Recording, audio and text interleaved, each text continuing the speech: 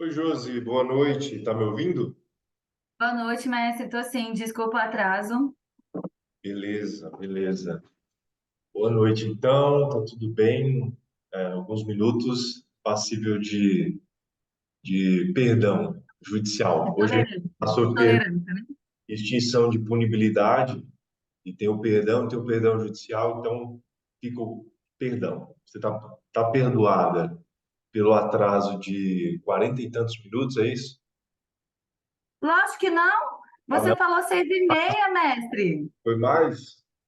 Obrigado. 6h30, você falou, mestre. Olha na mensagem que mandou no grupo. 6h30. Isso aí não, hein? Vou pesquisar sobre isso aí. Mas tranquilo, vida que segue. Estamos quase lá, penúltima aula, aula 24, quem diria como o tempo passa. Por isso que a gente precisa fazer as coisas, porque o tempo passa de todo jeito mesmo. E cá estamos na 24ª aula, chegando para estudar medidas de segurança. Ó, a própria Ju está me mandando mensagem aqui, perturbando a aula gravada. Fique o registro, já para depois a gente apurar isso em diligência. Mas, pois bem, hoje a gente vai ver medidas de segurança e extinção da punibilidade. Na aula 25, prescrição. E aí concluímos a parte geral do direito penal nessa saga de 25 aulas, foi um percurso e tanto, né? Então, o primeiro ponto que a gente precisa considerar é que quando alguém comete um crime, esse crime cometido, ele pode redundar tanto em uma pena, e essa pena nós já vimos as espécies, né, que pode ser privativa de liberdade, restritiva de direito e multa, como também ela pode redundar numa medida de segurança. E redundará numa medida de segurança quando esse agente que cometeu aquele delito, ele for demonstrado que ele não tem condições mentais suficientes de discernir o que de fato ele estava fazendo. Ele era incapaz de entender aquilo que ele estava fazendo. Nós veremos aí o texto do artigo 26 do Código Penal. E essa medida de segurança, tal qual nós a conhecemos hoje, ela vem desde a reforma que o Código Penal passou a partir de 84. E com isso mudou-se os sistemas. Primeiro se tinha, como se você vê aí na tela, o chamado sistema duplo binário. E em razão disso, esse agente que não tinha discernimento, ele tinha uma dupla punição. Ele cumpria a pena, eventualmente uma pena privativa de liberdade, e depois cumpria a medida de segurança. Por isso que é chamado de sistema duplo binário. Mas, por justiça, né, felizmente, parece, foi adequado isso a partir dessa reforma de 84, e do sistema duplo binário evoluiu-se para o sistema vicariante. E é vicariante, né, até um termo que remete à religião, porque ele substitui a pena. Então, aquele tempo que seria aquela penalidade que seria aplicada ao agente, ela é substituída por uma medida de segurança, que tem o objetivo de tratar a periculosidade do agente. Ao invés de penalizá-lo, ele é tratado. Claro, ele cometeu algo terrível, ele cometeu um crime, mas como ele não tinha o discernimento necessário para não cometer, para tomar uma decisão diferente daquela, então ele merece um tratamento compulsório, e por isso se passou a adotar o sistema vicariante, substituindo-se a pena por uma medida de segurança. E é curioso, porque vocês que estudam processo penal sabem disso, porque mesmo esse agente que ele é inimputável, ele também pode ser processado normalmente. Até porque, para que eu possa dizer que alguém cometeu um crime, ele precisa trafegar, ele precisa transitar por um processo penal. Eu não posso, sem o processo, dizer que ele cometeu um crime e, por consequência, aplicar uma medida de segurança. Então, o processo, ele acontecerá normalmente. Mas a diferença crucial é que verificado mediante perícia que esse agente ele é inimputável, que esse agente não tinha o discernimento necessário, a capacidade de entender o que estava acontecendo, para ele será aplicada a medida de segurança. Então, lá ao final, quando o juiz for sentenciar, ao invés de condená-lo ou ao invés de absolvê-lo, como no caso de alguém que não foram suscitadas provas suficientes para a condenação, ele será absolvido, mas impropriamente. É a chamada sentença absolutória imprópria. Porque, embora absolvido, e absolvido em razão de sua inimputabilidade, ele ainda sofrerá algo. Não é uma pena, né, mas sofrerá um ônus, que é a medida de segurança, ainda que seja um tratamento, mas não deixa de ser, obviamente, um ônus. Então, nesse caso, para aplicação de medida de segurança, ao invés de uma sentença condenatória ou uma sentença absolutória convencional própria, aplica-se uma sentença absolutória imprópria, com a aplicação, portanto, de uma medida de segurança.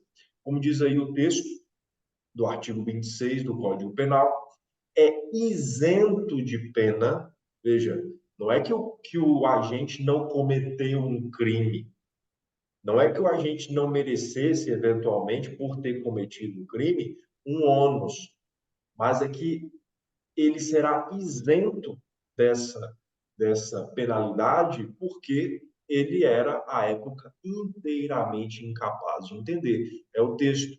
É isento de pena o agente que, por doença mental ou desenvolvimento mental incompleto ou retardado, era, ao tempo da ação ou da omissão, inteiramente incapaz. Esse aqui é um trecho que a gente precisa prestar bastante atenção, porque às vezes ele não era inteiramente, ele era parcialmente incapaz. E sendo parcialmente incapaz, ele será, ao invés de inimputável, ele será semi-imputável. E aí nós vamos ver as consequências disso nas próximas telas. Mas aqui, ante a sua incapacidade, a inteireza da sua incapacidade, entender o caráter lícito do fato, ou de determinar-se de acordo com esse entendimento, o desdobramento disso é a isenção de pena e a absolvição imprópria, nos termos do artigo 386, inciso 6º do Código de Processo Penal.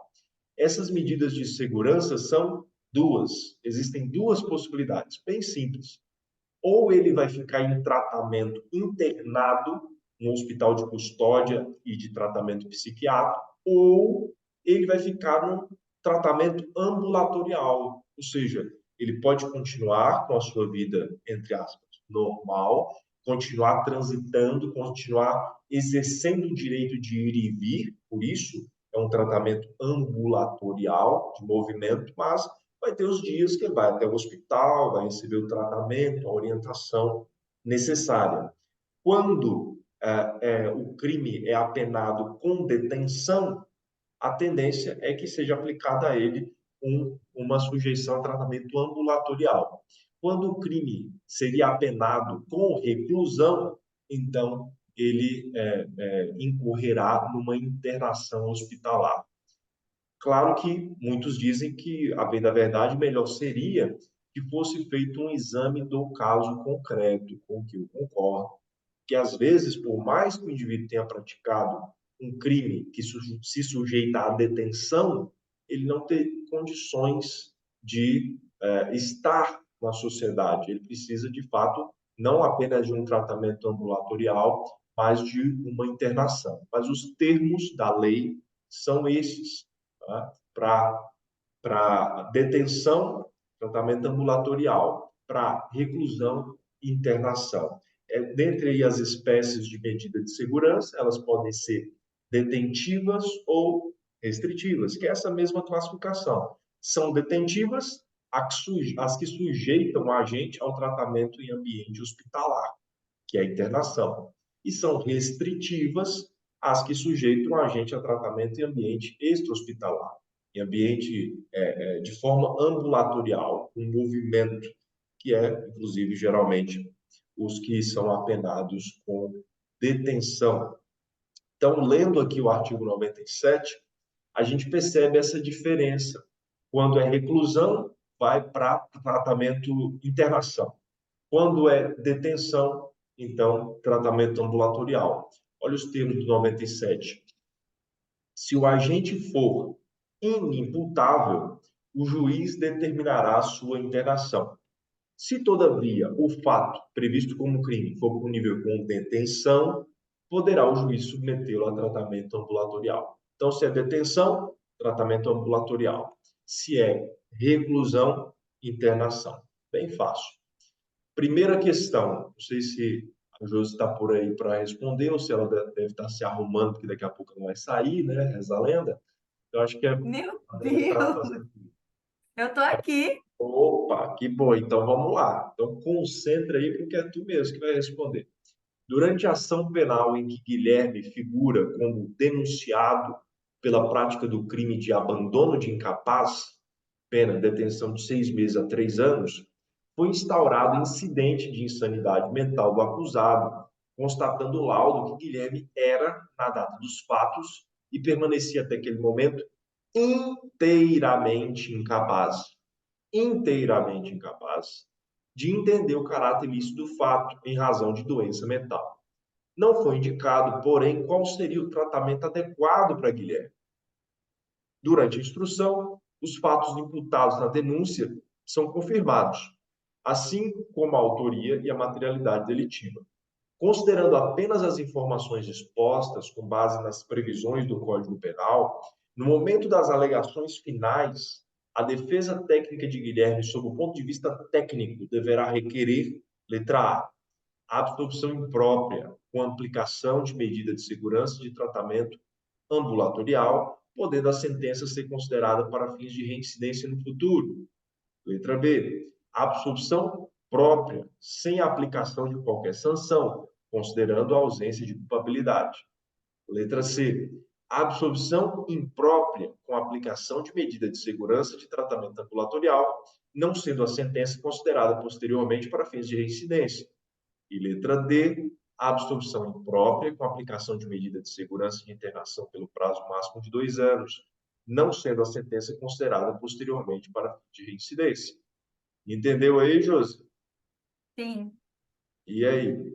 mas estou na dúvida entre a A e a C, E por qual conta que do você... finalzinho, se podendo a sentença ser considerada para fins de reincidência, de residência futura, ou na C, que é não sendo sentença considerada posteriormente para fins de reincidência. O que implica em reincidência? O que provoca a reincidência? Como assim o que provoca a reincidência? A prática, A prática do mesmo crime. isso aí é uma reincidência específica. Se você cometeu Sim, um crime, transitou em julgado, você cometeu o primeiro crime. sim, Passou um ano, você cometeu outro crime, ainda que não seja o mesmo, você cometeu um outro crime, passou o trânsito em julgado, você cometeu um segundo crime, só que agora você não é mais primária, você é reincidente. sim. Agora, se você é, é uma pessoa mentalmente perturbada, inteiramente incapaz de discernir e sobre o que você fez, então o que aconteceu foi que você foi condenada numa primeira oportunidade, ou você foi absolvida? Condenada. Foi condenada? Se você é uma pessoa mentalmente Ah, não. incapaz, Absolvida, você veio a ser absolvida. condenada? Desculpa. Absolvida. É absolvida. Então, se você está optando pela letra A ou pela letra C, então automaticamente está embutido na sua resposta que o agente ele foi absolvido. A ele será aplicada a Sim, medida de segurança, mas ele foi absolvido. Então, se ele foi absolvido, se posteriormente ele sarar e passar a ter discernimento e praticar um novo crime, aquela conduta anterior que recebeu medida de segurança vai implicar em reincidência? não, é a C, então. É a C. Você falando Então, assim agora, deu certeza, é a C. muito bem. Então, nesse caso, o que acontece é que, de fato, ele cometeu um crime, porém, ele era inteiramente incapaz de compreender, ele não foi condenado, ele foi absolvido, porém absolvido impropriamente. Isso significa que, ao invés de ser apenado, com detenção de 6 meses a 3 anos, ele recebeu uma medida de segurança. Como se trata de detenção e não de reclusão, a pena por crime de abandono incapaz, então a medida de segurança consiste no tratamento ambulatorial. E como ele foi absolvido, não há que se falar em reincidência, certo? Certo. Toda arrumada aí para a night, né? Toda preparada, certo? Meu Certo. Deus, não dá para contar nada para Pois é, você. fica aqui registrado para todos vocês, né? Esse evento aqui no interior paulista, né? José Amaro, junto com os coleguinhas, né? Vai passear por isso. Deus! E por isso pediu até o adiamento da aula. E esse professor que vos serve, cá está. Fica o registro aqui para a posteridade. Vamos Não te lá. conto mais Início do nada. Não te cumprimento da conto mais medida de nada nos segurança. bastidores, viu? Início do cumprimento da medida de segurança. Como que é isso? A partir de que momento começa a cumprir a medida de segurança? Óbvio. Transitou em julgado a sentença que aplicar a medida de segurança, será ordenada a expedição de guia para execução. Atualmente, com trânsito em julgado, então, aplica-se a medida de segurança, embora a medida de segurança possa ser aplicada também provisoriamente no curso do processo de apuração. Diga, Josi. Não, eu levantei a mão para outra coisa, desculpa. Tá Não era bom, para dúvida, não. tudo bem. Vamos lá. Prazo de cumprimento da medida de segurança. Quanto tempo dura a medida de segurança? Nos termos do artigo 97, parágrafo 1º, o tempo é indeterminado. Enquanto aquele agente, então você pode pensar assim, nossa, que negocião, né? Porque ele não foi apenado, mas recebeu medida de segurança. Tá, mas é por tempo indeterminado. Enquanto ele for perigoso, ele vai continuar ali internado. Enquanto ele for perigoso, ele vai continuar ali sujeito a tratamento ambulatorial. Só que isso aí pode, de alguma forma, colidir com o princípio constitucional que impede penas perpétuas. A medida de segurança não é pena, é tratamento, mas ainda assim, se a pessoa ficar ali ad eterno, isso pode sugerir algum problema. Então, vamos ver aqui como que a jurisprudência tem lidado com essa questão.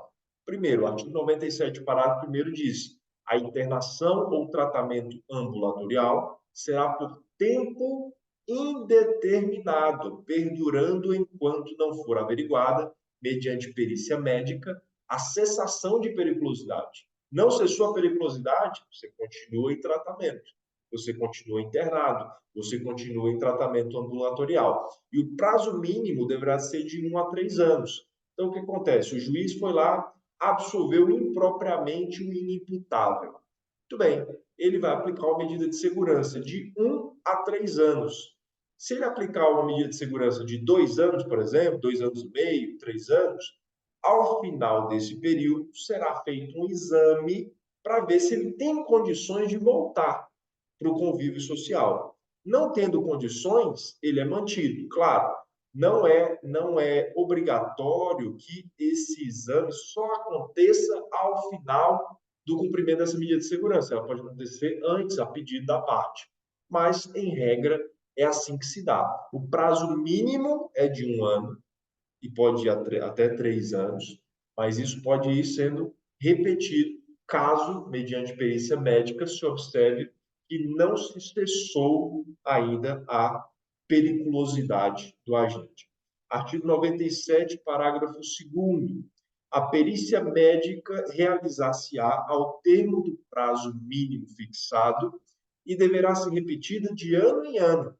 Então, o juiz marcou lá 3 anos. Ao final dos 3 anos, foi lá o perito, fez o exame. O cidadão continua perigoso, continua recomendável que ele continue ali sob a custódia do Estado em medida de segurança. Só que daí, agora, o exame acontece todo ano. Mais um ano, exame, mais um ano, exame, para ver se ele já tem condições de voltar. Embora o artigo 97, parágrafo 2º, fale em tempo indeterminado, já tem decidido aí o STJ, o STF, decidido de maneira a flexibilizar esses termos da lei. A súmula 527 do STJ, por exemplo, diz que o tempo de duração da medida de segurança não deve ultrapassar o limite máximo da pena abstratamente combinada ao delito praticado. Então, digamos, a pena é de 4 a 10 anos. Então, em abstrato, a pena máxima é de 10 anos para aquele crime cometido. A gente foi absolvido impropriamente e aí passou a cumprir medida de segurança.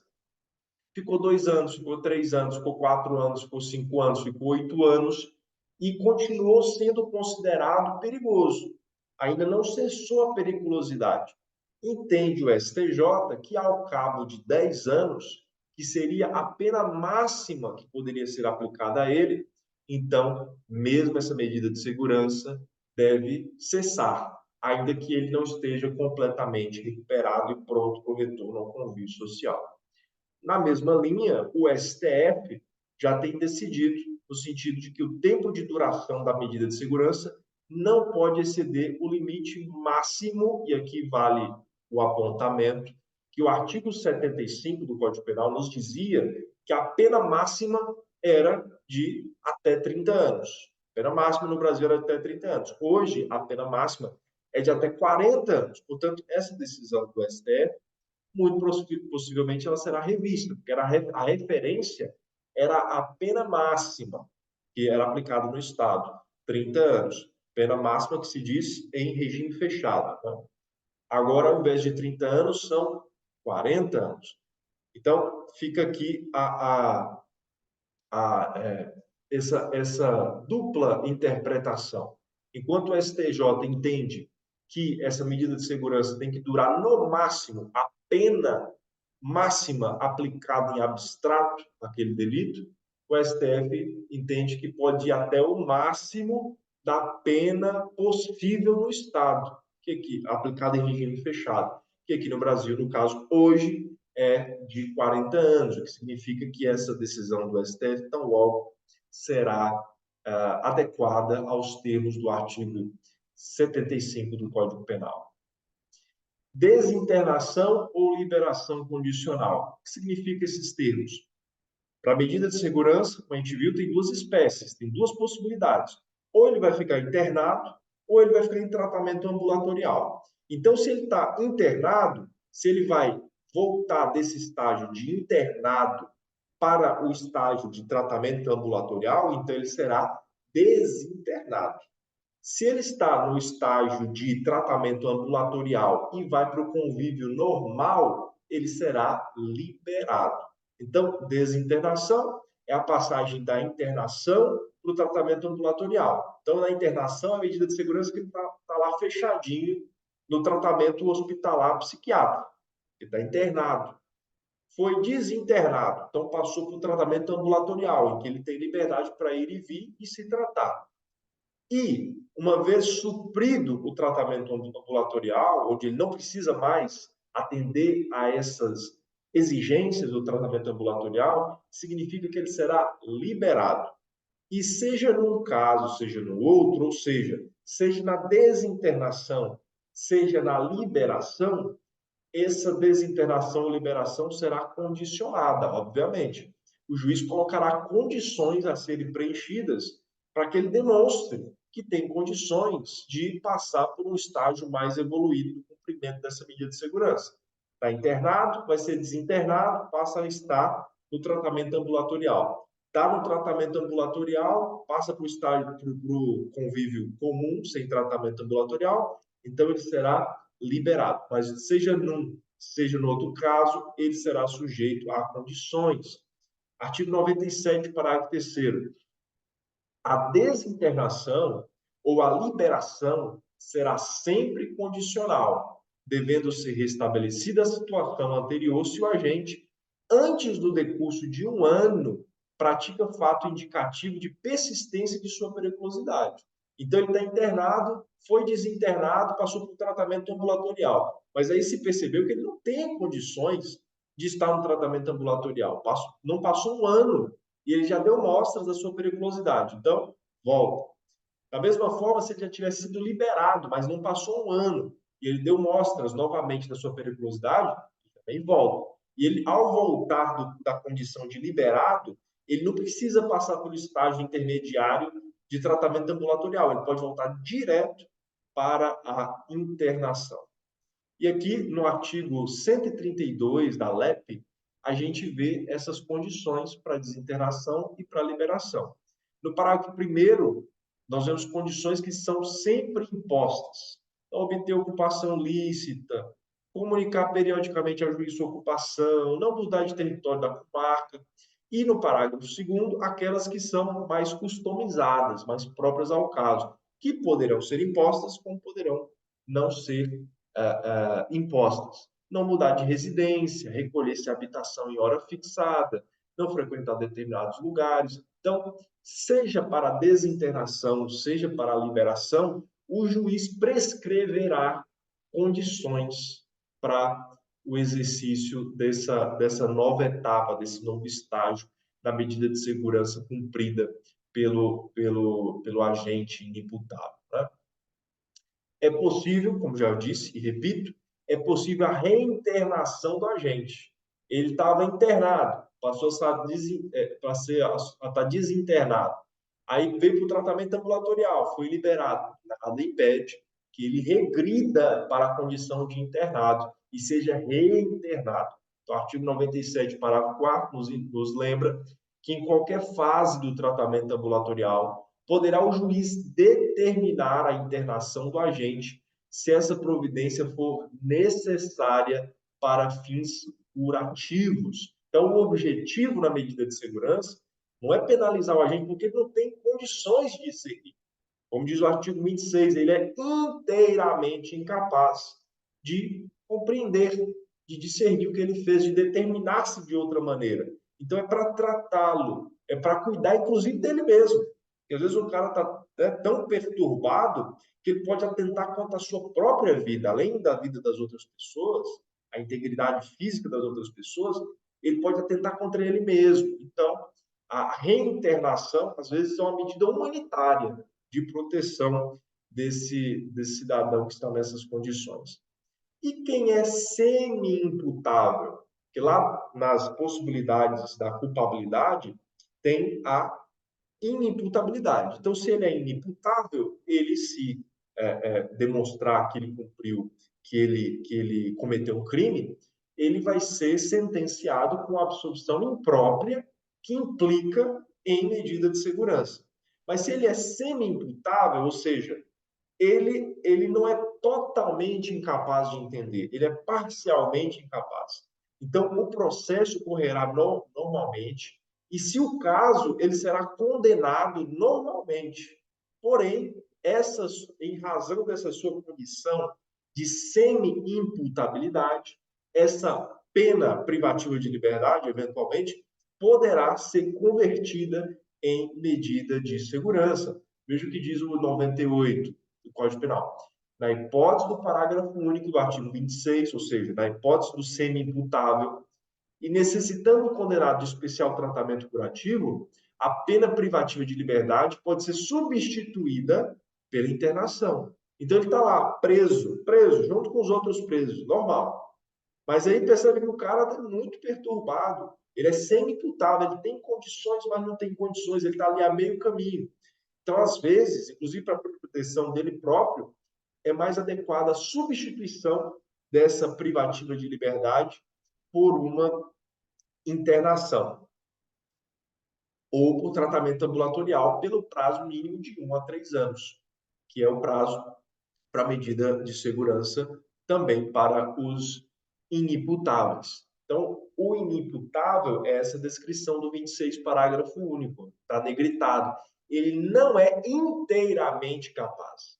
O inimputável é inteiramente incapaz, enquanto o sem-imputável não é inteiramente capaz. Ele é capaz, mas não de tudo, de entender o caráter ilícito do fato, de determinar-se de acordo com esse entendimento. Então, em razão disso, embora ele possa vir a ser condenado, essa sua condenação, essa sua penalidade pode ser substituída por tratamento, pode ser substituída portanto, por medida de segurança.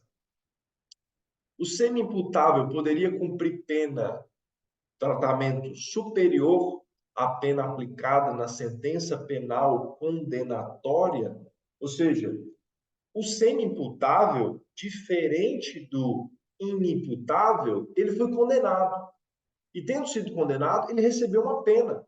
Então, eventualmente, ele foi condenado a 12 anos. Será que ele poderia ficar em medida de segurança mais tempo do que 12 anos? A inclinação não é essa. Porque mesmo lá no caso do inimputável, que a gente viu na postura do STJ, para o STJ é, ok, cumpre-se o máximo da pena prevista em abstrato.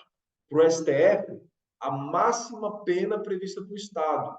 Mas não é uma coisa para sempre, como diz lá no artigo 97, que diz, enquanto você está perigoso, enquanto você oferece isso para você e para os outros, você continua preso. Melhor, continua em medida de segurança.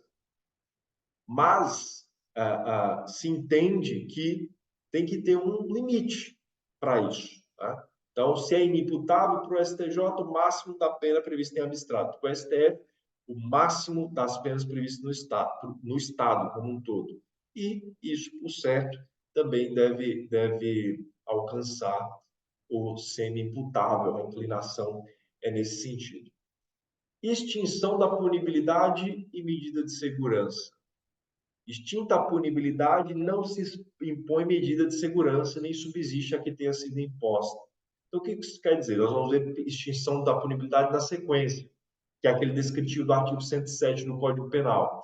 O Estado, ele avocou, ele trouxe para si a tutela penal, a possibilidade de punir alguém. O Estado trouxe isso. Só que o Estado ele não pode punir alguém para sempre, em qualquer condição. Se passou um determinado período, ou se supriu determinada condição, determinada circunstância, o Estado ele pode perder a possibilidade de punir. Então, por isso, extingue-se a punibilidade. E da mesma forma que extingue-se a punibilidade para penas, para quem foi condenado a uma privatização de liberdade, a uma restritiva de direito, a uma multa, da mesma forma também extingue a possibilidade do Estado agir quando seria aplicada àquela pessoa uma medida de segurança. Então, extinta a punibilidade, não se impõe medida de segurança, nem subsiste a que tenha sido imposta. Então, um dos exemplos de extinção da punibilidade, que é o objeto exclusivo da aula 25, é a prescrição. Então, passou o tempo para o Estado punir, mesmo se tivesse condenado de fato, o mesmo se aplica, a mesma lógica se aplica à medida de segurança, essa decisão aqui do STJ.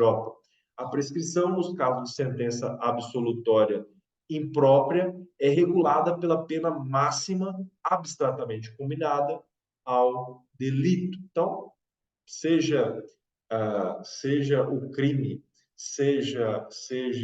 ou melhor, seja a pena, seja a medida de segurança, isso pode vir a ser abarcado pela extinção da punibilidade. Essa internação, que é uma das espécies da medida de segurança, ela pode acontecer, inclusive, cautelarmente, tá? No curso do processo, artigo 319 do CPP. São medidas cautelares diversas da prisão. Internação provisória.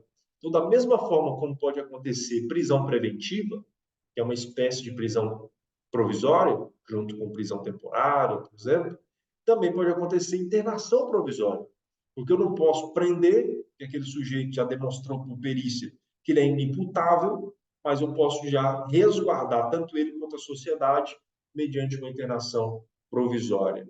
Então, são medidas cautelares diversas da prisão, internação provisória do acusado nas hipóteses de crimes praticados com violência ou grave ameaça, quando os peritos concluírem ser inimputável ou semi-imputável e houver risco de reiteração. Então, veja, é possível uma internação cautelar, mas tem requisitos. Não é por qualquer crime.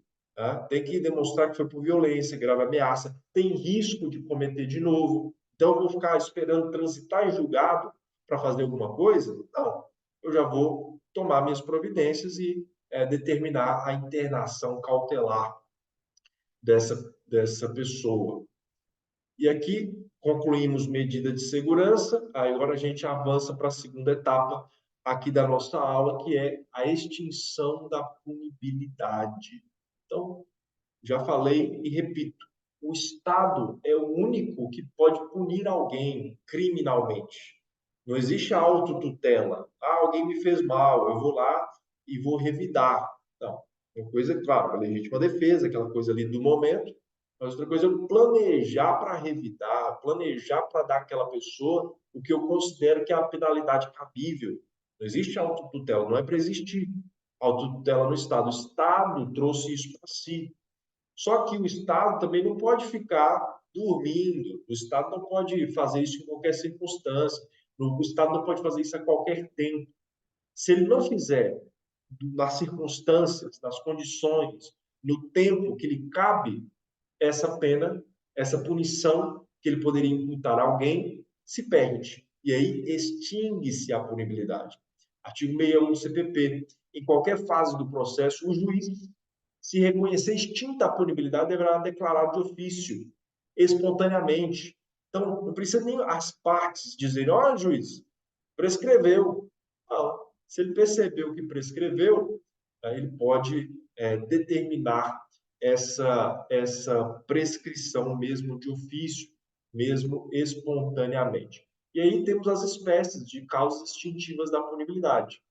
Por exemplo, a morte do agente. Bom, como que eu vou punir alguém se esse alguém morreu? Tenho que fazer. Morreu.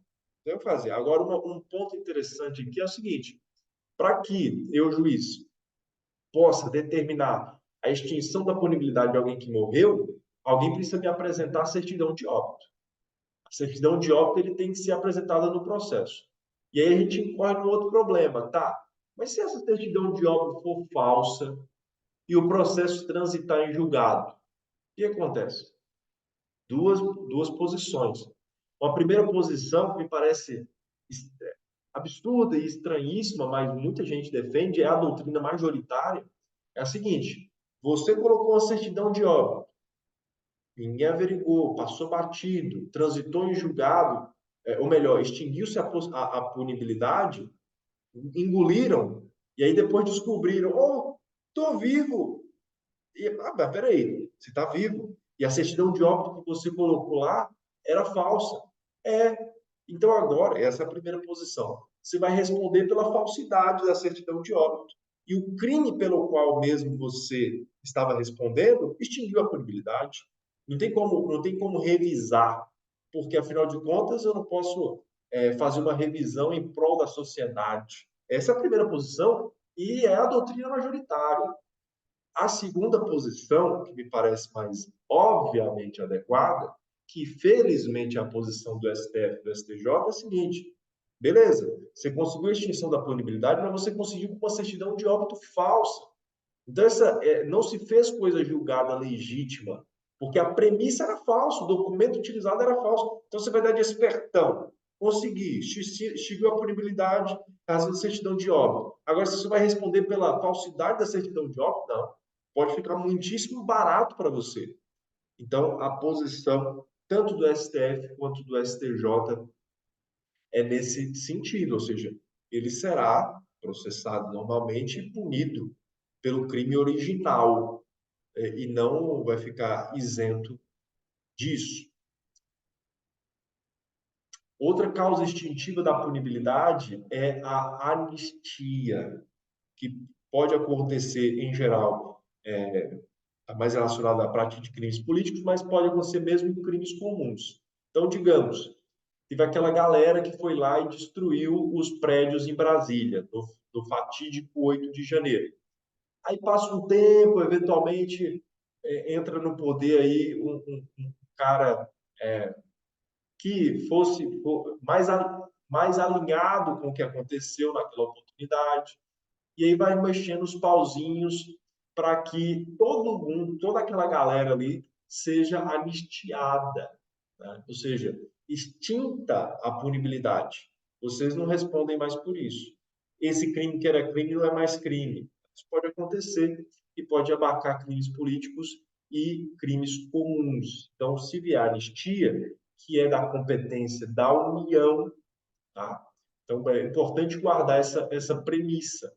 Então, não é assim, eu vou fazer um pedido em nome do meu cliente de anistia, mas espera aí, já foi legislado nesse sentido? Ele tem que ser legislado. Então, a União, que é um ente federativo, né, no Estado Federado, conforme a sua competência, pode conceder anistia. Então, se a União, isso é um voto a ser tomado pelas duas casas legislativas, pelo Congresso Nacional, e que passa pela sanção do presidente, né, conforme aí o artigo 48, inciso 8º. Então, uma vez que existe essa anistia, então essa que é algo legislado, então essas pessoas ali, ou esses crimes, podem ser abarcados e essas pessoas podem ser beneficiadas. Não estão alcançados pelo crime de anistia. Em geral, como a gente viu, crime de anistia pode alcançar crimes políticos e crimes comuns.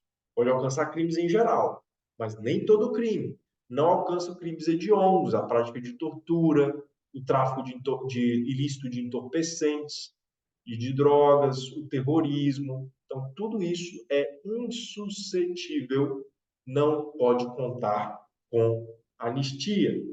Outra causa extintiva da punibilidade é a chamada graça ou indulto. A graça também é chamada de indulto individual. E o indulto mesmo, propriamente dito, é um indulto coletivo. Em ambos os casos, quem tem competência para determinar essa graça ou indulto é o presidente da República. Porque a gente já vê uma diferença importante. A anistia é uma determinação do Congresso Nacional, é algo legislado pelo Congresso Nacional com a sanção do presidente. O indulto não. Inclusive, a gente está na época do chamado indulto natalino, o indulto de Natal, né, que liberam alguns presos pelas razões que serão declinadas ali no próprio indulto. O indulto individual é a graça, então eu peço essa graça para o meu cliente a ser concedido igualmente pelo presidente da República, ou o indulto coletivo, que alcança uma galera, mas seja num caso, seja no outro, a competência é privativa do presidente da República. E aqui a gente tem mais uma questão, José, apareceu. Trata-se de causa extintiva da punibilidade, consistente na exclusão ou lei ordinária com efeitos retroativos de um ou mais fatos criminosos no campo de incidência do direito penal. Letra A, o indulto individual. Letra B, a anistia. Letra C, o indulto coletivo. Letra D, a graça. E aí, José? Pera, pera. Trata-se Trata-se de de causa causa extintiva da instintiva da punibilidade punibilidade. consistente na inclusão por lei ordinária com efeitos retroativos. Exclusão. Oi? Você falou inclusão, é exclusão por lei ordinária com Consistente efeitos na exclusão retroativos. por lei ordinária.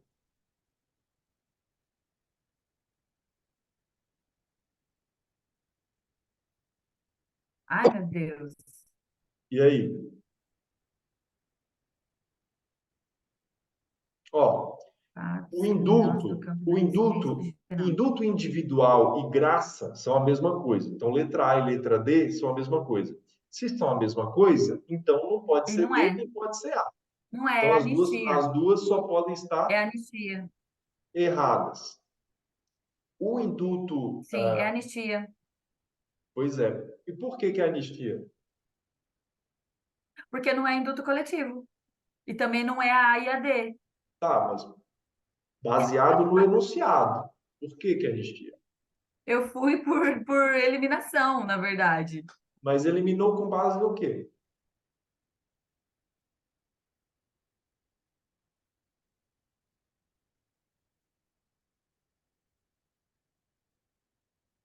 Quem é competente para permitir anistia? O presidente, o chefe do executivo. Não. É o indulto, esquece, confundi. O indulto que é feito pelo presidente, né? A anistia é por lei. Por isso que eu falei, Logo, calma. então, Logo é anistia, porque o falou por enus... lei Exato. ordinária. Exatamente. O enunciado te diz que é por lei. Então, se é por lei, quem é que faz lei? A Casa Legislativa. Tem a Aham. sanção do presidente. Então, se é uma lei ordinária, o presidente da República ele pode pedir medida provisória, né? Pode legislar quando delega-se para ele a possibilidade, né, para isso e tudo mais. Mas, nesse caso aqui, lei ordinária, com efeitos retroativos e tudo mais, quem faz é o Congresso Nacional. Então, por essa razão, a resposta é letra B. Crimes não alcançados pela graça e indulto, da mesma forma que determinados crimes não podem contar com anistia, esses mesmos crimes não contam com graça e indulto. Hediondos, Então, tortura, quando, tráfico de professor, drogas, terrorismo. Pois não. quando fala, então, por exemplo, aí, ó, anistia, graça e indulto. Se indulto individual e graça é a mesma coisa, então, em uma frase dessa, que fala os três, o indulto está falando automaticamente de coletivo. Exatamente. Tá. Exatamente. Aqui a graça pode ser chamada de indulto Indulto individual. individual. Sim, eu O entendi. Não é indulto só aqui é para o ter indulto só para coletivo. certeza. Exato. Então, anistia, Certo. graça e indulto não são abarcados, não podem lançar efeitos sobre crimes hediondos, tortura, tráfico de drogas, terrorismo, né? Efeitos da extinção da punibilidade mediante indulto. O indulto extingue os efeitos primários da condenação, mas não atinge os efeitos secundários, penais ou extrapenais. Então, com o indulto, aquele condenado ele não vai cumprir mais a pena que está sendo executada sobre ele, mas nada impede que sobre ele sejam lançados efeitos secundários, que ele eventualmente tem que pagar uma indenização para alguém em razão do que ele cometeu. Ele não vai deixar de ser reincidente se ele praticar um novo crime, porque ele recebeu um indulto no primeiro. Então, são mantidos os efeitos secundários, penais e extrapenais. A pena em si, que está sendo executada, essa ele se livra, extingue-se. Mas os efeitos secundários ele não se livra. Tá? Então, se ele cometeu um novo crime, ele é reincidente.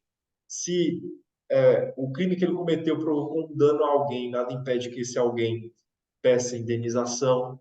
Né? Então, esse é o entendimento aí legítimo e adequado, a meu ver, do Superior Tribunal de Justiça. Pois não. Um novo crime que não precisa ser o mesmo, né? Um novo crime. Um novo crime, qualquer Esse crime primeiro crime com que ele trânsito em julgado. cometeu, esse primeiro crime que ele cometeu, ok, ele não vai cumprir mais essa pena porque ele conseguiu o indulto. Ele não vai cumprir mais. Mas o efeito provocado por esse crime permanece. Então, se ele cometeu um primeiro crime, significa que ele não é mais primário. Então, se ele cometer um outro, ele será reincidente. Se esse crime provocou um dano, isso significa que esse dano é passível de indenização por aquele que foi lesado. Então, os efeitos secundários, sejam penais, sejam extrapenais, eles são mantidos. Outro ponto aqui muito simples, que também implica em extinção da punibilidade. Retroatividade de lei que não mais considera o fato como criminoso. Ou seja, aquele crime foi abolido, é o abolício crimes. Então, já não é mais crime, o cara está lá preso. Mas agora se determinou que não é mais crime. Então, isso vai retroagir para alcançá-lo. E isso implica em extinção da punibilidade. O Estado que estava legitimamente executando uma pena, porque até então o crime existia, agora passa a não ter mais o direito de punir. Extingue-se a punibilidade, porque o crime já foi abolido. Então, nos termos do artigo 2º do Código Penal, ninguém pode ser punido por fato que lei posterior deixe de considerar crime, cessando em virtude dela a execução e os efeitos penais da sentença condenatória. Questãozinha aí. Jorge Ah, meu foi Deus. condenado definitivamente pela prática de determinado crime e se encontrava em cumprimento dessa pena. Ao mesmo tempo, João respondia a uma ação penal pela prática de crime idêntico ao cometido por Jorge.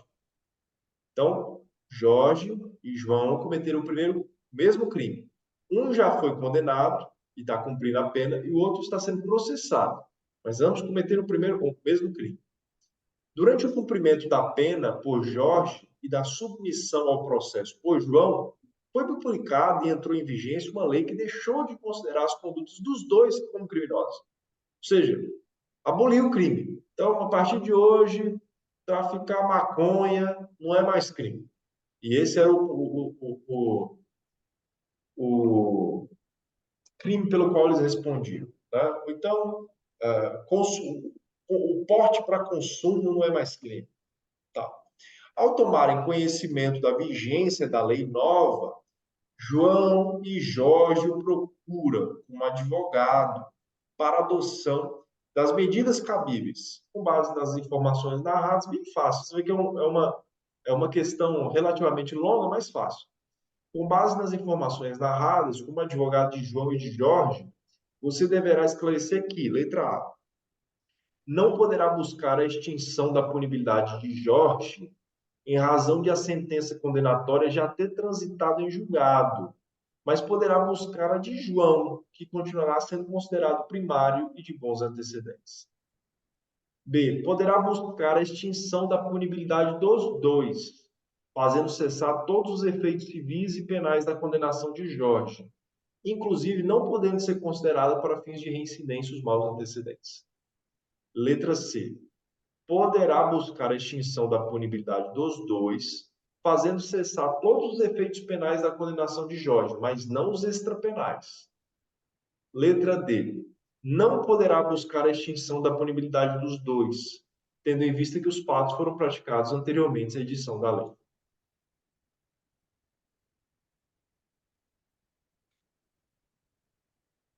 Eu entendo que poderia buscar dos dois. Ok, tá certo. Então, talvez eu teria que ler de novo para dar uma pensada, se eu fosse responder assim de pronto. Mas eu entenderia que cessaria os efeitos da condenação do Jorge, porque o dele já transitou em julgado, o outro ainda é processo, Hum, né? Já está condenado, né, com trânsito em julgado, e o outro está em processo, não é? isso, exatamente. Aí talvez eu ficaria com dúvida nesse ponto, do que Mas diferencia do o fato crime dele não já estar existe condenado ou mais. não. Hã? O crime não existe mais. Aboliu. Se não existe mais, o processo vai deixar de existir também. Se abolir o Ah, crime, está extinta a punibilidade. Isso alcança os uhum, dois. Seja quem está uhum. condenado, seja quem está sendo processado. Extinguiu. Acabou. Agora, quanto aos efeitos, o que sobra?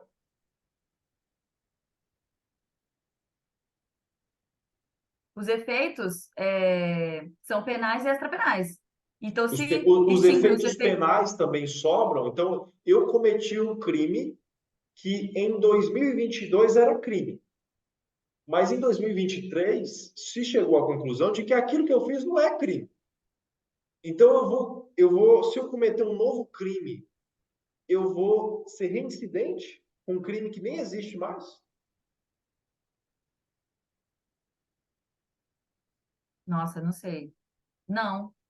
Não. Se o crime não existir mais, não Então tem o que reincidência. sobra? Então o que sobra? Sobra só o extrapenal. Exatamente. Porque Sobram só os tem esses efeitos. dois, né? Efeitos penais e extrapenais. Exatamente. Os penais não vão deixar de Sobram existir. os efeitos extrapenais. Então, assim, para usar esse exemplo, aquela pessoa que eu lesei de alguma forma pode me processar numa ação Sim, indenizatória. na esfera civil. Esse é o efeito extrapenal. Mas eu não Sim, cometi um crime. Pagou, pagou. Porque aquele crime nem entendido. existe mais. Decadência. Não sei se, eu acho que você já estudou isso em processo penal, José. Alguns colegas que estão em outro momento ainda não estudaram. Mas no processo penal, tem ações penais que são públicas e ações penais que são privadas. É Então, que a tem gente ação teve. penal pública incondicionada, que, independente de representação da vítima, o Ministério Público, se entender por bem ante a materialidade e os indícios de autoria, pode, deve denunciar aquela pessoa. Por isso é uma ação penal pública incondicionada. Tem a ação penal pública condicionada à representação. Então, o Ministério Público é ele que é o titular para processar, porém, ele depende da representação da pessoa, da vítima.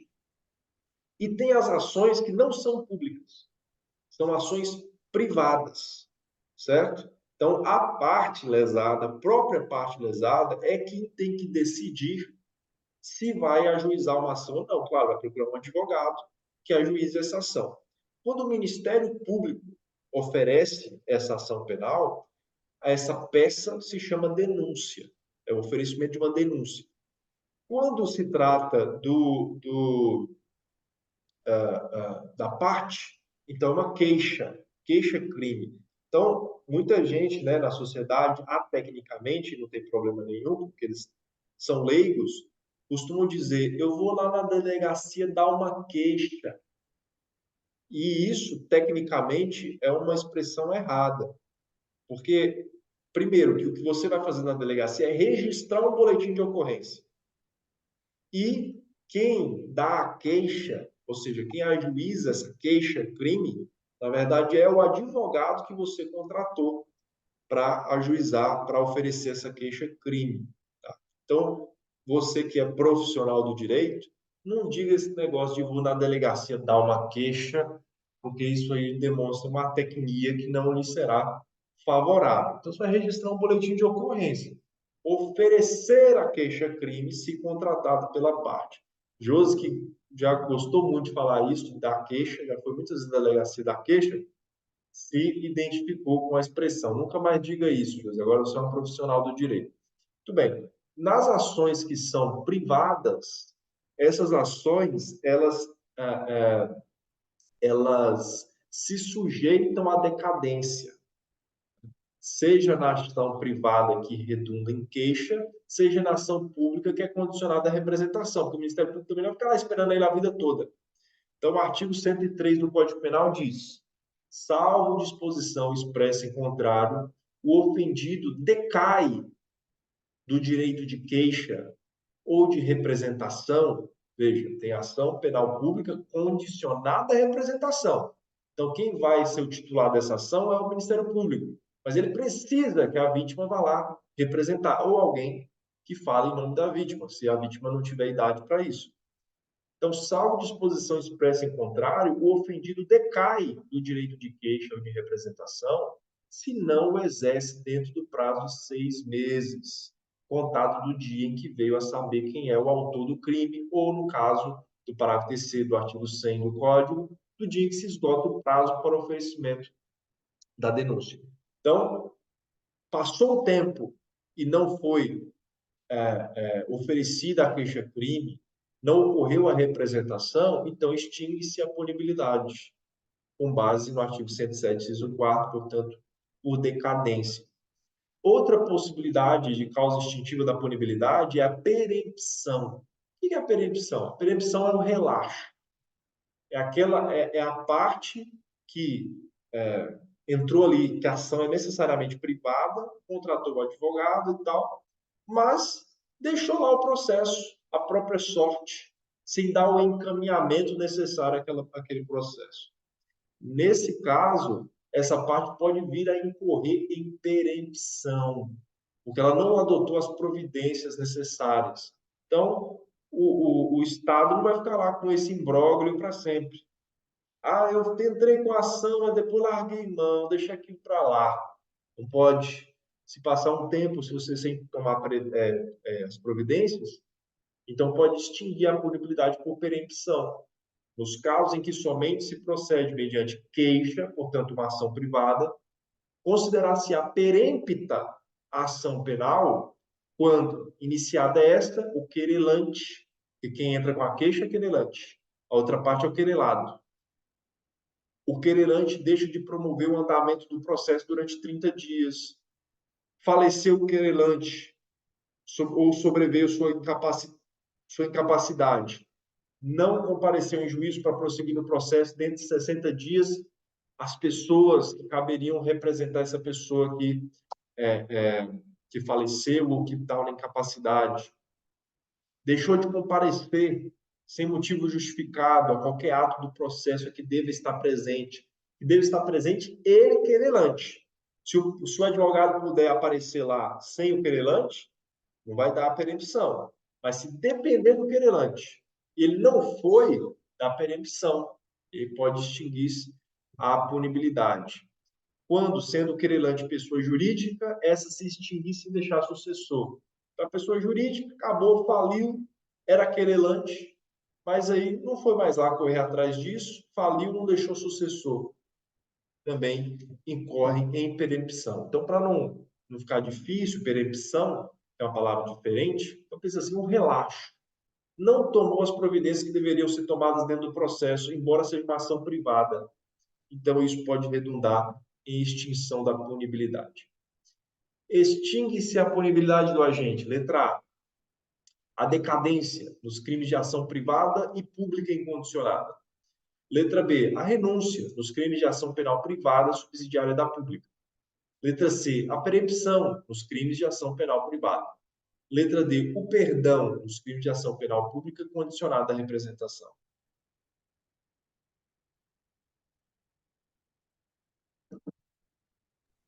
Estou pensando. Extingue-se a punibilidade? Isso. Decadência, não é?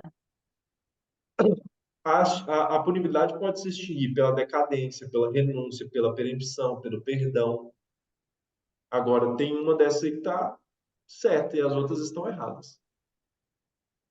Ah, por causa do complemento, né? Peraí. Nos crimes de ação penal privada e pública incondicionada. Subsidiária da pública não é. Ó, Ação letra penal A. privada. A Peraí. decadência nos crimes de ação penal privada e pública incondicionada. Como a gente acabou de ver, a decadência ela acontece em ação penal privada e ação penal pública condicionada à representação. Então Sim, eu estava explicando não existe você. a possibilidade de acontecer decadência numa investigação, numa persecução criminal que está totalmente nas mãos do Ministério Público. Ah, mas o Sim. Ministério Público passou o tempo e não tomou providência. Beleza. O promotor vai ser penalizado lá pelo Ministério Público. Mas aquela investida, aquela ação vai ter que acontecer. Não vai ter decadência. Letra B, a renúncia nos crimes de ação penal privada subsidiária da pública. O que é uma ação penal privada subsidiária da pública? Tinha uma ação penal pública, mas passou o tempo, o Ministério Público tem essa previsão, está no Código de Processo Penal, o Ministério Público não tomou providências. Pode vir a própria parte tomar providências. E o Ministério Público depois pode tomar isso De volta. das mãos dessa parte, caso ela deixe de adotar providências. Então, eu não posso, se originalmente é uma ação penal pública, eu não posso renunciar o que não é privado. Público. Como que eu vou renunciar o que é público? Sim. Então, nos crimes de ação penal privada subsidiária da pública, a ação era pública. Ela está agora como privada, mas ela originalmente era pública. Então, não há renúncia. A perempção, nos casos de ação penal privada, sim. Porque a Sim. perempção, que é o relaxo, só pode Sim. acontecer Em ação privada. na ação privada. O perdão nos crimes de ação penal pública condicionada à representação, eu posso perdoar numa ação penal pública? Não, eu posso deixar de Não. representar quando é Uhum. condicionada à representação, mas não perdoar. Então, por isso, Então é a ser. resposta correta é letra C. Você vê que, Mas a hora que eu li, a pergunta foi direto em decadência. Tipo então, assim, sem ler porque, direito, sabe? A pois minha é, cabeça foi direto em decadência. essas questões que às vezes são pequenas podem ser mais complexas do que questões Que dá grandes. muitas informações, né? Tem muita informação, você vê aqui, poucas linhas, mas tem muita informação técnica aqui. Sim. João, por força de divergência ideológica, publicou, em 3 de fevereiro de 2019, artigo ofensivo à honra de Mário, dizendo que este, quando no exercício de função pública na prefeitura do município de São Caetano, desviou verba da educação em benefício de empresa de familiares. Mário, inconformado com a falsa notícia, apresentou queixa-crime em face de João, sendo a inicial recebida em 2 de maio de 2019. Após a observância do procedimento adequado, o juiz designou data para a realização da audiência de instrução e julgamento, sendo as partes regularmente intimadas. No dia da audiência, apenas o querelado João e sua defesa técnica compareceram. Diante da ausência injustificada do querelante, poderá a defesa de João requerer ao juiz o reconhecimento da decadência, que é causa de extinção da punibilidade, do perdão do ofendido, que é causa de extinção da punibilidade, do perdão judicial, que é causa de exclusão da culpabilidade, ou da perempção, que é causa de extinção da punibilidade. Então, João cometeu um crime contra Mário, um crime contra a honra. E crimes contra a honra são processados mediante ação privada. Mário ajuizou essa ação mediante seu advogado, obviamente, né, oferecendo queixa-crime. E aí veio a época da audiência de instrução, para ouvir as pessoas envolvidas e tal, para apurar tudo diante do juiz. Só que nesse dia, Mário, que é o querelante, não foi. No dia da audiência, apenas o querelado, João, e sua defesa técnica compareceram. Mas Mário, que foi quem ajuizou a ação, ofereceu a queixa-crime por intermédio de seu advogado, ele não apareceu. Diante da ausência injustificada do querelante, poderá a defesa de João requerer ao juiz o quê? Só me vem em mente a perempção, que é por conta da explicação do relaxo e tal. Ele Ele, abandonou a causa, ele não não, compareceu. é uma das hipóteses previstas lá no CPP, artigo 60, inciso terceiro, quando o querelante deixar de comparecer sem motivo justificado a qualquer ato do processo a que deva estar presente ou deixar de formular o pedido de combinação das alegações finais. Então, ele devia estar presente aqui nessa audiência de instrução, mas não estava. E em razão disso, perempção. Outra possibilidade de extinção da punibilidade é renúncia ao direito de queixa. Eu abro mão, renuncio. O direito de queixa não pode ser exercido quando O direito de queixa não pode ser exercido quando renunciado expressa ou tacitamente. Esse texto aqui está.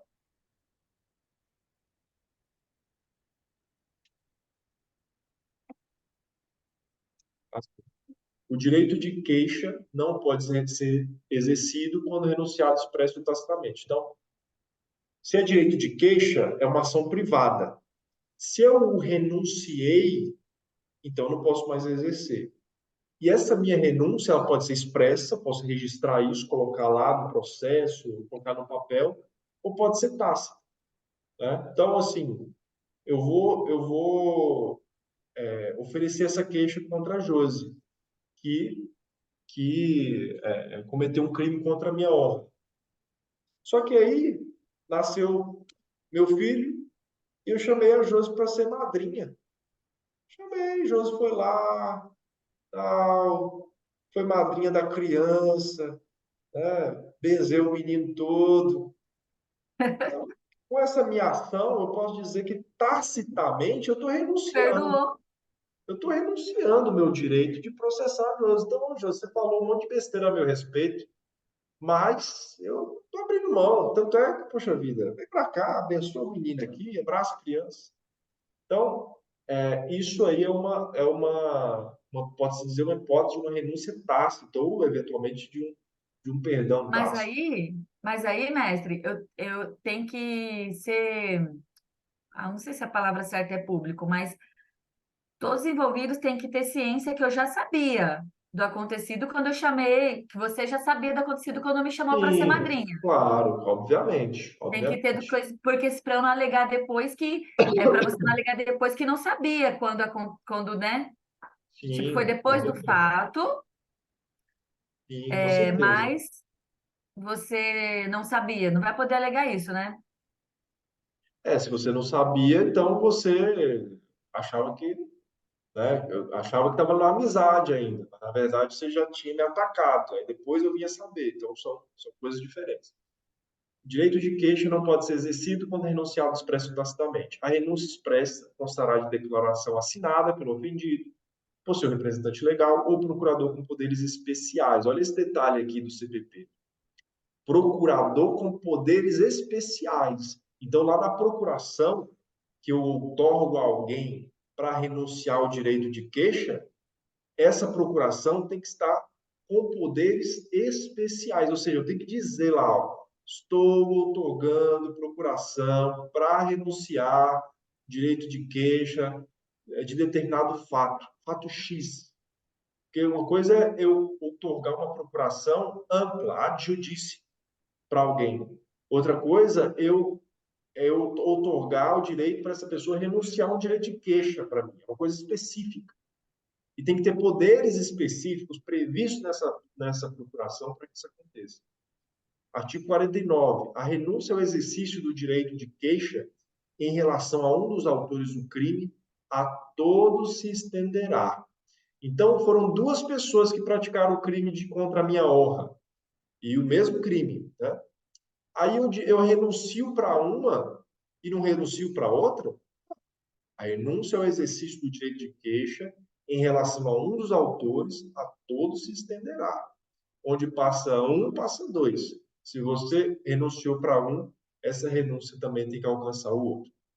Outra causa instintiva da punibilidade é o perdão do ofendido, que pode ser dentro do processo, pode ser fora do processo, que pode ser expresso, que pode ser tácito, que é implícito. E aí, o que diz o Código sobre o perdão do ofendido?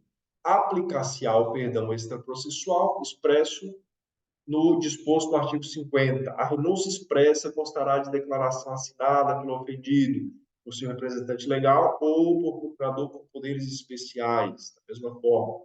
106. O perdão, no processo ou fora dele, expresso ou tácito, se concedido a qualquer dos querelados, mesma lógica lá da renúncia, a todos aproveita. Então, duas pessoas praticaram o crime contra mim. Perdoei você, você não. Só perdoa você. Não. Os dois são alcançados por esse perdão. Se concedido por um dos ofendidos, não prejudica o direito do outro. Então, eu lesei, ofendi três pessoas ao mesmo tempo, o mesmo fato. Uma dessas pessoas me perdoou.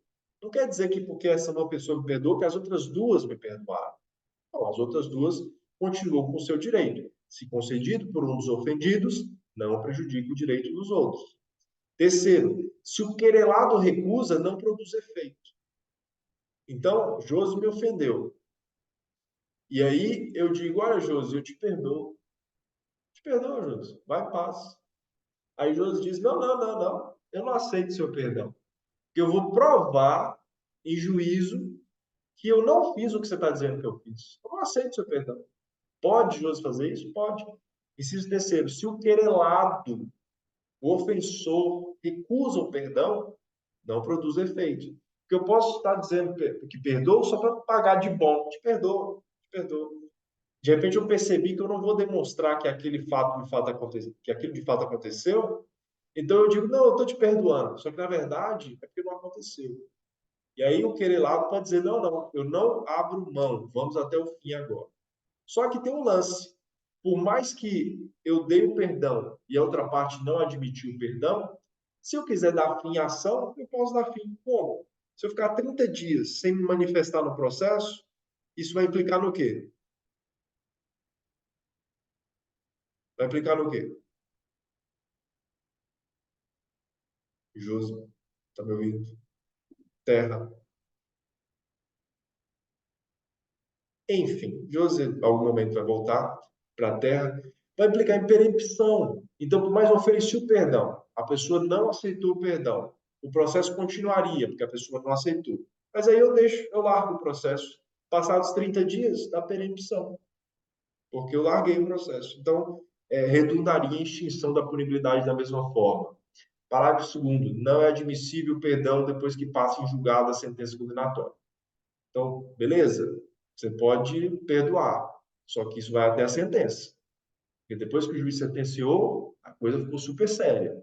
Agora não tem como mais voltar atrás e perdoar e dizer, ah, não, tudo bem, deixa para lá.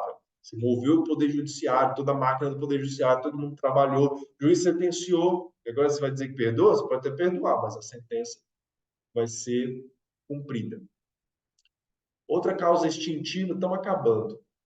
Outra causa extintiva da punibilidade é retratação do agente nos casos em que a lei a admite. Retratação do agente. Então, se me caluniaram, se me difamaram, quem fez isso pode vir a se retratar e ficar isento de pena. O querelado que, antes da sentença, se retrata cabalmente da calúnia ou da difamação, fica isento de pena. Claro, isso não quer dizer que ela fique isenta dos efeitos extrapenais. Eu posso processá-la no cível e conseguir indenização. Mas se ela se retratar, então ela fica isenta de pena. Parágrafo único. Nos casos em que o querelado tenha praticado a calúnia ou a difamação utilizando os meios de comunicação, a retratação da-se-á, se assim desejar o ofendido, pelos mesmos meios em que se praticou a ofensa. Então, eu fui no podcast de ampla repercussão e caluniei alguém, difamei alguém. Tá. Agora, para você se retratar, eu exijo que você se retrate lá, no mesmo lugar, com a mesma proporção. Se eu quiser, é o que diz o parágrafo único. Você pode dizer que eu tive, não, tudo bem, deixa para lá. Né? E aí isso aí não vai ser exigível. E por fim, aqui a nossa última tela, né? Perdão judicial nos casos previstos em lei. Então tem o perdão lá, que sou eu parte que dou para a pessoa em uma ação privada, então eu tenho a possibilidade de perdoar, então eu perdoo. E outra coisa é o perdão judicial.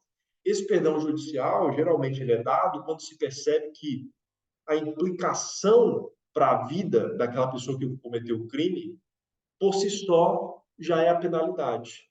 Então, imagine uma pessoa que, sem querer, atropelou o próprio filho e esse filho veio a óbito.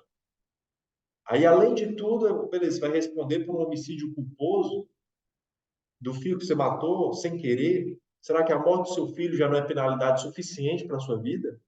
Pensa que o direito penal ainda te aplica uma pena? Então, são hipóteses em que abrem margem para o perdão judicial. E aqui o parágrafo 5º do artigo 121 nos traz uma dessas hipóteses que precisam estar previstas em lei.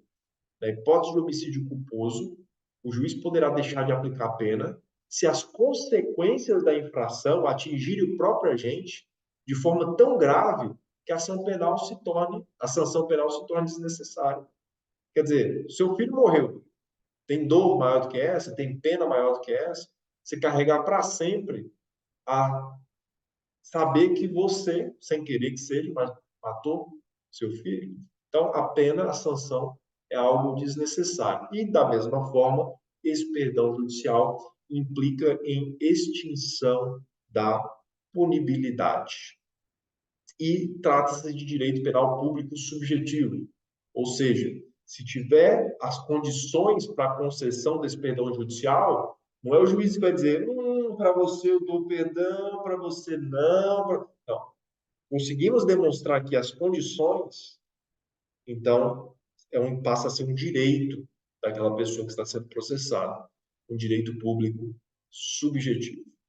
E com isso aí concluímos a nossa experiência de hoje, da aula 24, vendo medidas de segurança, as espécies, as possibilidades, as variáveis, vimos extinção da punibilidade, todas as possibilidades do artigo 107, com exceção da prescrição, que demanda uma atenção especial e por isso será o objeto da nossa última aula, que nós vamos marcar para o meio da próxima semana. Aula 25, nós vamos estudar prescrição, tema importantíssimo, e inclusive para vocês que se preparam para o OAB, fazer segunda fase da OAB, isso é algo que precisa dominar, prescrição, porque é matéria de defesa, né? Então isso aí precisa estar bem pronto, bem fresquinho. Bom, agradeço a Josi pela parceria, pela companhia no curso dessa aula. Josi que agora está liberada para ir para a night, né? Já estava ansiosa, não aguentava mais. E agora ela segue aí para os embalos e todas as possibilidades da noite horto-holandense, se for por aqui, e pode ser que seja Nossa! na região metropolitana de Campinas, o que não se afasta dessa possibilidade. E assim ela seguirá. Então, boa passeio aí com as amigas, né? E a gente se Obrigada, né? encontra na próxima semana para concluir o nosso curso com a aula 25. Bom, Tá bom. Josi, valeu. Obrigado. Um Obrigada, abraço. professor. Tchau, tchau. Abraço. Tchau.